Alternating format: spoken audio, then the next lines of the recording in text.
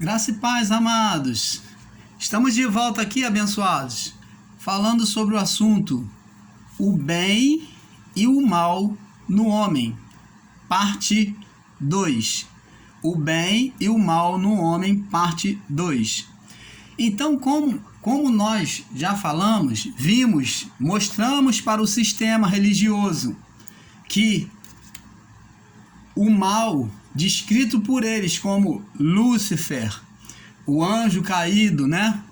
E ele diz que a terça parte dos anjos, né, foi precipitada na terra, e eles contam até que o efeito lá da destruição de Sodoma e Gomorra, ou do Big Bang, foi a causa da queda de Lúcifer que criou tudo isso. Então eles criaram uma parafernália tremenda, criaram uma mitologia, né, em cima disso aí. Assim como o povo hebreu naquela época tinha as suas mitologias, o sistema religioso e evangélico, principalmente o evangélico, tem as suas mitologias. E entre elas é a existência do diabo, como ser de cauda, de chifre, como um anjo caído, entendeu? E nós estamos falando acerca disso. Nós vimos que Deus, quando criou todas as coisas, ele provou com os olhos e viu na criação, desde os céus, a terra e os seres viventes. Deus viu, né, que Adão e Eva, quando criou tudo, na sua criação, viu que era bom. Então vemos, né, com sabedoria, que Deus provou a sua criação com os olhos. Então não existia nenhum restício de mal, de maldade. Então Deus vem criar o homem. E Deus criou o homem, colocou no jardim do Éden e disse para o homem que ele poderia comer de todas as árvores do jardim. Existia duas árvores no jardim, a árvore da vida e a árvore do conhecimento do bem e do mal. E Deus só colocou uma condição, que o homem poderia comer de todas, mas daqui estava no meio do jardim, que era a do conhecimento do bem e do mal, que estava destacada, a árvore que estava destacada no meio do jardim, o homem não poderia comer. E o homem então desobedeceu a Deus. Preste atenção ao sistema. O que Deus fez? Apartou o homem, dizendo: vamos tirar ele para que ele não coma da árvore da vida e viva eternamente. Porque o homem pecou no seu estado original. E então, para não contaminar os céus, que aqui tem a representação do Éden, que devia ser as portas da glória de Deus, né? Então Deus apartou o homem. Agora imagine, você que é do sistema, se Deus apartou o homem porque não queria contaminação, como é que ele iria fazer uma criação debaixo de um mal? Aonde é que este mal se originou de Deus, se nem o homem, Deus na sua inteligência e sabedoria, já tinha apartado o homem do Éden? Para não chegar o pecado lá, porque o homem poderia tocar na árvore da vida, comer e viver eternamente corrupto, cheio de maldade, e levar isso para a presença de Deus. Porque viver eternamente é viver com Deus. A árvore da vida significa vida com Deus, vida eterna, vida no Espírito eterno. É o que vai acontecer conosco após esta vida, é viver eternamente. Jesus disse: eu vim para que tenham vida e a tenham em abundância. É uma vida que transborda para outra vida. Após essa vida que Cristo veio nos trazer, quando fecharmos os nossos olhos, iremos entornar para outra vida, que é a vida eterna. Vamos prosseguir aqui. Então, esse bem e esse mal que existe no homem não veio da árvore do conhecimento do bem e do mal. A árvore do conhecimento do bem e do mal, como já foi explicado no primeiro vídeo, ela é apenas uma árvore da consciência. aonde o homem perdeu a inocência, ainda que o homem, ao comer do fruto da árvore, desobedeceu a Deus, se ele fez em inocência, vamos dizer que o homem fez em inocência, mas errou. Mas o pecado não foi imputado. Mas quando o homem comeu, ele já não era mais inocente. A inocência deixou de existir quando o homem comeu do fruto. Porque a partir daí ele deixou a inocência. Porque ele tinha consciência agora do certo, do errado, do bem, do mal, da morte, da vida. O homem passou a ter astúcia, malícia, passou a conhecer tudo isso, que é agora a arte da carne que iria dominar. Quem iria dominar sobre o homem seria a sua carne. Porque ele se sujeitou à carne e não a Deus. Ele se sujeitou à carne. Ele quis satisfazer a sua carne e não a Deus. Por isso, a partir daí, o homem se tornou carnal. Por isso que foi expulso do Éden. Vamos prosseguir. E a partir dessa natureza carnal, amados e abençoados em Cristo, o homem, então, começou a multiplicar essa natureza carnal, na sua natureza carnal. O homem passou a, o quê? Expressar um instinto, um estado espiritual contrário a Deus. Preste atenção, nós temos que entrar dentro deste assunto. Porque a carne, ela é inimiga de Deus. Ela faz oposição a Deus desde o início. Então, o homem passou a gerar nele um estado pela carne espiritual. Eu quero que você entenda isso. O homem passou a gerar um estado espiritual contrário à vontade de Deus. Em outras palavras, o homem passou a gerar um estado espiritual que fazia oposição a Deus. E nós vamos ver isso. Então, o mal nasceu no homem. Ninguém colocou este mal no homem. Tanto que Deus diz, olha, veja que o homem é como um de nós. Vamos ver aqui. Prosseguir. E disse o Senhor Deus, no verso 22, Gênesis 3, 22. Eis que o homem é como um de nós. Então o homem não tinha nenhum mal no homem. Mas quando ele pecou, ele se tornou igual a Deus. Ele já era imagem e semelhança. Agora ele, no seu estado psicológico, mental, ele agora era igual a Deus. Igual como? Conhecedor do certo e do errado, do bem e do mal, da morte e da vida. Preste atenção. Estamos vendo agora o homem ser idêntico a Deus. Porque a serpente falou para a mulher que nada, se você comer, você vai ser igual a Deus, sabedor do bem e do mal. Seus olhos serão abertos, você vai ser igual a Deus. E verdadeiramente o homem foi igual a Deus, tornou-se igual a Deus. Nesse estado de consciência, aonde nós somos igual a Deus? No estado de consciência. Nós fomos formados imagem e semelhança de Deus. Como, irmão Paulo? Fisicamente, o homem tem cabeça, corpo e membro. E o homem também é dominador. Ele é o que domina a criação. É o homem quem cria todas as coisas. Todas as invenções humanas é feita pelo homem. Você já parou para pensar, amados, na habilidade que os homens têm? Eu, de vez em quando, eu assisto uns vídeos dos artistas de rua de São Paulo, em São Paulo, no Rio de Janeiro, e eu fico maravilhado com a capacidade humana de tocar flauta, de fazer artes, de fazer ilusão de ótica. O homem, a sabedoria do homem de criar, que quem cozinha, a forma de cortar os legumes e fazer desenho. O homem tem uma habilidade incrível. E essa sabedoria vem de Deus.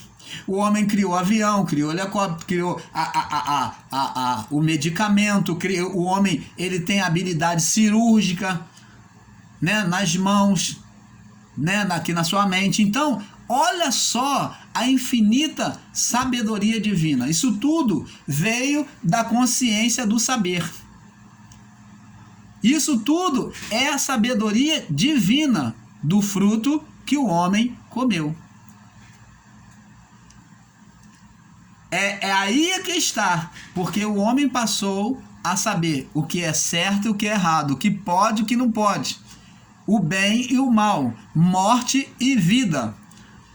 Foi através da árvore do conhecimento do bem e do mal, que é a árvore da consciência.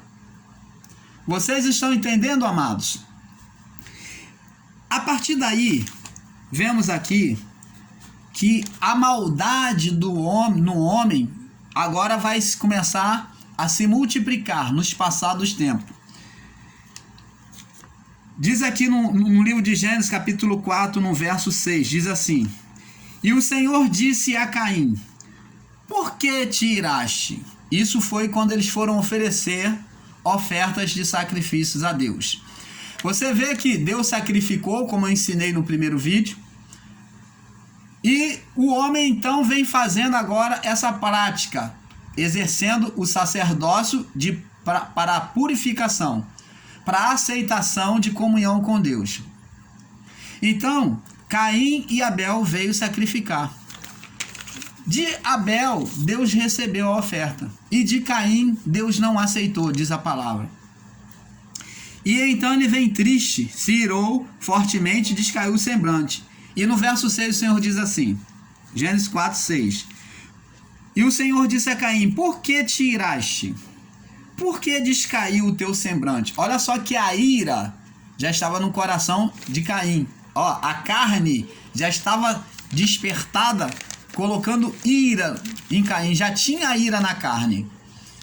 Já estava dominando a mente dele, já tinha ira. Você vê que o bem e o mal já estavam ali. A decisão do certo e do errado. Ele sabia. Então Deus vem conversar com ele. Por que te iraste? Por que descaiu o teu semblante? Deus vem exortar ele, aconselhar. E diz assim para eles. Verso 7. Sabe que se fizeres se bem fizeres, não é certo que serás aceito? Se você fizer a oferta da maneira correta, você não sabe que você vai ser aceito? Se não fizeres bem, o pecado jaz à porta, e sobre ti será o teu desejo, mas sobre ele deves dominar. Então Deus falou: olha, você procura se controlar, porque o pecado jaz à porta. Sair aí é um perigo. É isso que Deus estava dizendo. O pecado está aí, ó, no seu coração, na sua mente. Então Deus estava trazendo a consciência a ele do certo e do errado. Deus deu um catuque, uma exortação para Caim, antes de que o mal acontecesse, antes que viesse ser gerado o mal já estava sendo gerado na mente dele, a ira contra o irmão, mas Deus estava tentando retirar este mal, exortando ele, mas nós vemos que o mal veio à luz, ele não ouviu a Deus. Você está vendo agora a natureza carnal humana de Adão? O que acontece agora com o seu filho? Vem fazer coisa pior ainda que Adão, você vai vendo. E falou Caim com seu irmão Abel, verso 8. E sucedeu que, estando eles no campo, se levantou Caim contra seu irmão Abel e o matou. E disse o Senhor a Caim: Onde está Abel, teu irmão? E ele disse: Não sei. Primeiro mentiroso na criação. Aliás, primeiro não, segundo, né? Porque os seus pais mentiram, um jogando pecado para o outro. Porque Adão disse que comeu do fruto porque a mulher deu. A mulher culpou a serpente. Então, aqui agora vem o outro mentiroso dentro da geração. Aqui, ó. Disse assim: o Senhor disse a Caim: Onde está teu irmão? Ele disse: Não sei. Não sei. Sou eu o guardador do meu irmão? Ainda foi mal criado com Deus. Sou eu apenas segurança ou protetor do meu irmão? Olha só a natureza agora humana, como é que se tornou astuciosa após comer o fruto. E vai se multiplicando o pecado. E disse Deus: que fizeste? A voz do sangue do teu irmão clama a mim desde a terra. Então você vê. Aí agora aqui, amados e abençoados em Cristo, o pecado após Caim vai se multiplicando, as matanças, as fornicações, as prostituição, as orgias. Você talvez pense que orgia nasceu hoje, porque você vê hoje tanta imundície de orgia sexual. Talvez você vai pensar que nasceu hoje, mas vou dizer para você, amados, na época de Noé já se exercia a orgia da carne. Era homens com homens, mulheres com mulheres, e como sabemos, era tanto maligno já a carne naquela época, que eles quiseram tomar os anjos que estavam dentro da casa de Ló. Queriam tomar a força, e os anjos tiveram que cegar eles, né? Trazer cegueira sobre aqueles homens para eles poderem fugir. Queriam tomar a força, entrar dentro da casa de Ló e tomar aqueles anjos para ter relações sexuais com eles. Você vê que era uma cidade infestada de maldade, de orgia, de pecado, os mais imundos possível. E talvez você fica, quando veja na televisão, estupro, todas essas coisas, orgia humana, você talvez fique abismado. Mas isto já existe desde a antiguidade. Desde o início da criação, a maldade já tinha se aflorado na carne humana. Quando vemos acontecer isso hoje, é apenas uma lembrança do que já aconteceu no passado. Por isso que a palavra de Deus diz lá no livro de Eclesiastes: vês tu e pode dizer é novo? Não, porque tudo já se foi. Tudo é apenas repetição de pecados, repetição de acontecimento. Tudo que se acontece debaixo do sol já foi antes de existir. Então essa multiplicação de pecados aqui, na época de Sodoma e Gomorra, já existia. E nós vamos ver aqui em Gênesis capítulo 6, diz assim: e aconteceu que, como os homens multiplicaram-se, começaram a se multiplicar sobre a terra, nasceram-lhe, vieram os filhos de Deus, e as filhas dos homens eram formosas, e tomaram para si mulheres de todas as que escolheram. Então disse o Senhor: não contenderá o meu espírito para sempre com o homem, porque ele também é carne. Você vê aqui que Deus não fala de diabo, de demônio ou de anjo se levantando para poder contaminar o homem. Preste atenção. Não existe aqui condenação. A indignação de Deus é contra a carne humana, contra o homem. Então disse o Senhor, verso 3, 6:3. Então disse o Senhor: não contenderá o meu espírito. A contenda de Deus seria com quem? Com os anjos caídos, que o sistema diz? Não. Com os chamados demônios? Não. A contenda de Deus é com a carne. Ó, diz assim: não contenderá o meu espírito para sempre com o homem, porque ele também é carnal, ele é carne, porém seus dias serão 120 anos. Então Deus limitou aqui, nesse período aqui de Noé, ele limitou o tempo de vida do homem. Havia naqueles dias gigantes na terra, e também depois, quando os filhos de Deus... Quem são esses filhos de Deus? Agora vamos entrar no outro assunto. Esses filhos de Deus, eu já expliquei, eram os anjos vigilantes que faziam visitação na terra, que ajudavam os homens, que ministravam com os homens em forma de cuidado da criação. Então vinham os anjos vigilantes, né? E eles viviam no meio dos homens. E eles se corromperam pelo próprio homem, não foi eles que trouxeram o pecado. O homem já estava corrompido nessa época, e eles vendo as atitudes carnais dos homens, e eles viram que os homens tinham filhas muito bonita e formosa, eles vendo aquela corrupção, eles se deixaram atrair pelas mulheres bonitas, formosa, e eles desejaram ter relações com ela, relações sexuais, e então perderam, deixaram a sua habitação. Por quê? Quando eles preferiram ter uma relação com os homens, eles não poderiam mais tocar os céus. Se Deus tirou o homem do Éden, como que os anjos poderiam subir de novo? Que tiveram relação, contato com a carne humana em pecado. Então os anjos se tornaram contaminados. Eles foram contaminados na sua mente e no seu corpo espiritual. Então, esses anjos, não podendo voltar mais aos céus, eles foram durante o período de Noé, aonde houve o primeiro juízo de Deus sobre aquela nação, daquela criação, de Noé até Adão. Então Deus executou o primeiro juízo. Vemos aqui o primeiro juízo de Deus. O primeiro juízo de Deus executado foi por meio das águas, do dilúvio.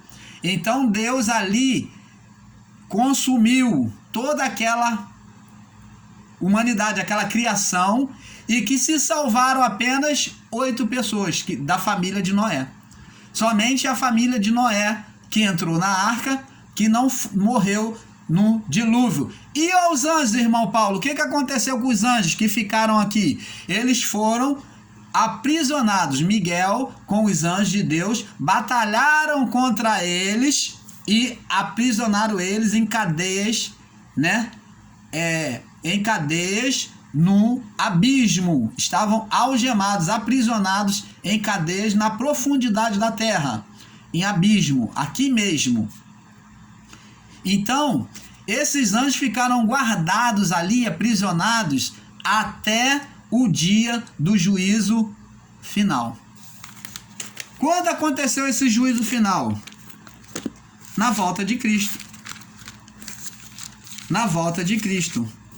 Cristo, quando voltou, na segunda vinda de Cristo, esses anjos então foram julgados com o povo daquela geração, da lei. De Cristo para até Adão, esses anjos foram julgados com toda aquela geração e foram sentenciados ao lago de fogo. Aí houve um lago de fogo.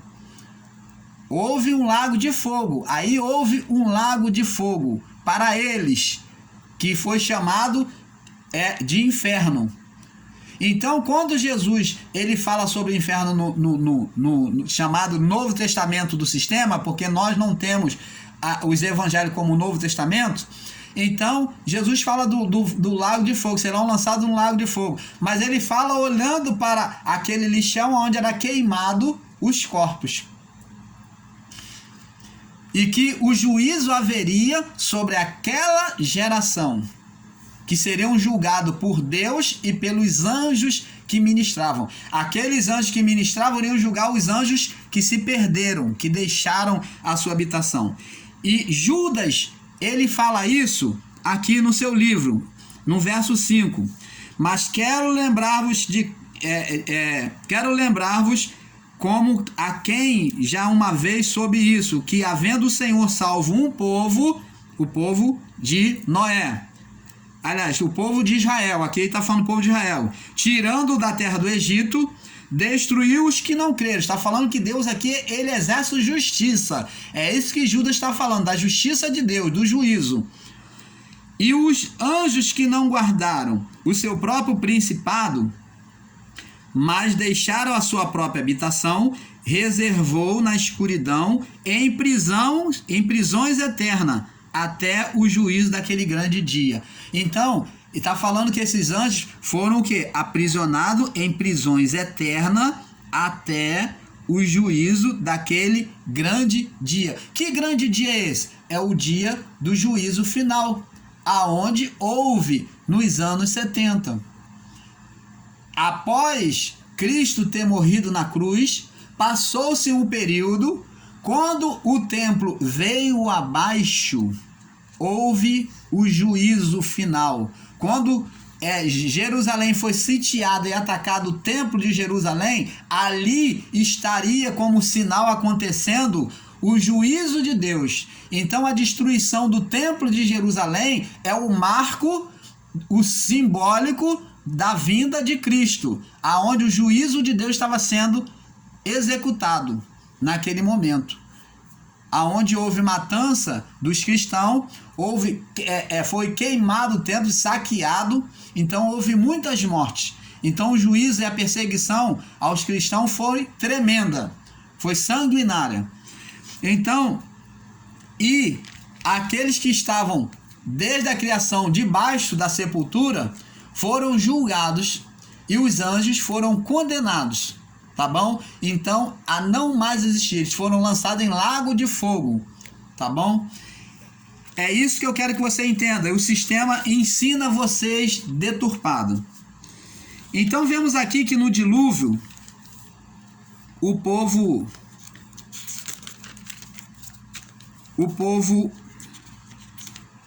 se corrompeu tremendamente, corrompendo os anjos. Os anjos. Imagine você, sistema, se esses anjos estivessem lá no paraíso do Éden, depois de corrompido, aí sim eu daria a mão à palmatória a vocês de ensinarem, dizer que o homem foi corrompido pelos anjos. Mas não, o homem que corrompeu os anjos, e não os anjos que corrompeu os homens. Então, entenda isso. Temos que mudar esse entendimento errado. Anjo jamais corrompeu homem, mas o homem é quem corrompeu os anjos e tornaram eles malignos. E então, após isso, vamos ver aqui agora em Gênesis capítulo 8, verso 21. Aí, após o dilúvio, vamos prestar atenção agora, olha o que Deus diz. E o Senhor sentiu, após o dilúvio, vamos do 20 em diante, 8:20. E edificou Noé um altar ao Senhor, e tomou de todo o animal limpo e de toda a ave limpa, e ofereceu holocausto sobre o altar. Então Noé fez um sacrifício de reparação, de purificação pela maldade humana, para reparar. E o Senhor sentiu o suave cheiro, verso 21. E o Senhor disse em seu coração. O que Deus diz? Vamos lá. O que ele diz? 2 pontos. Não tornarei mais a amaldiçoar a terra por causa do homem, porque a imaginação do coração do homem é má desde a sua meninice. Nem tornarei mais a ferir todo o vivente como fiz. Olha só, então Deus agora faz uma promessa de que não mais haveria dilúvio. Porque ele vê que o homem, agora, sua natureza é má desde a criação, desde o primeiro homem.